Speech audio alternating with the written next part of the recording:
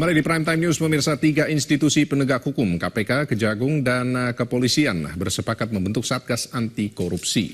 Namun pertanyaannya, mungkinkah kerja Satgas ini akan sesuai dengan visi dan misinya nanti?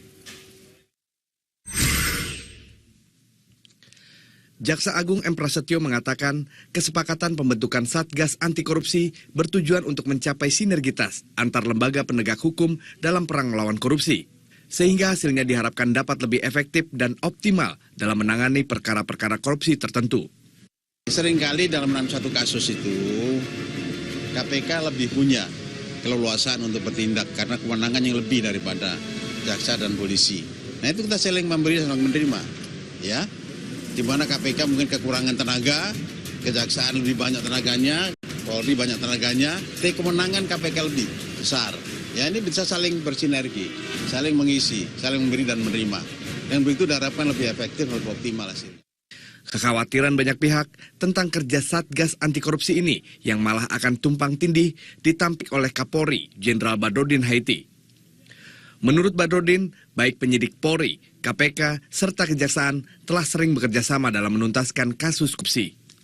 Nanti kalau kasusnya itu agak besar, tentu banyak personil yang kita libatkan, baik penyidik dari Polri maupun dari KPK dan juga Kejaksaan.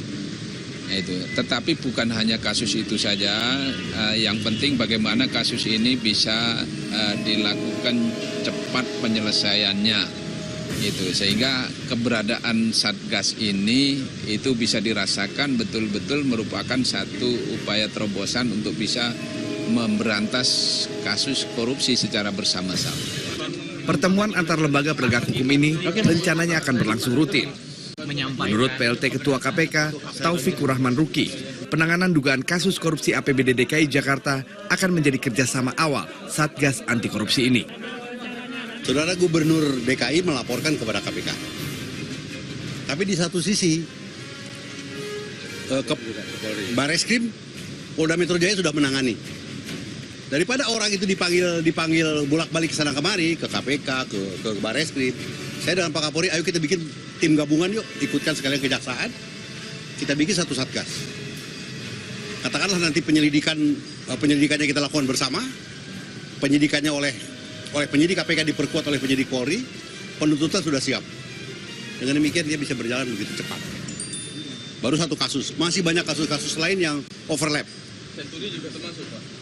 Belum sampai ke situ, itu masih dalam tahap penyelidikan. Di kita juga nanti tentu akan dikembangkan. Tapi kita baru bicara tentang kasus-kasus yang paling dimungkinkan untuk cepat kita bekerja. Kasus ya. apa saja, Pak, yang dimungkinkan bisa masuk dalam? Baru akan diinventarisir.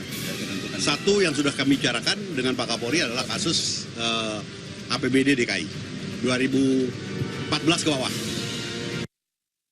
Selain kasus APBD DKI, sejumlah kasus korupsi lainnya yang akan dibongkar masih diinventarisir. Mekanisme kerja tim keroyokan melawan korupsi ini hingga kini juga masih dimatangkan. Tim Liputan Metro TV.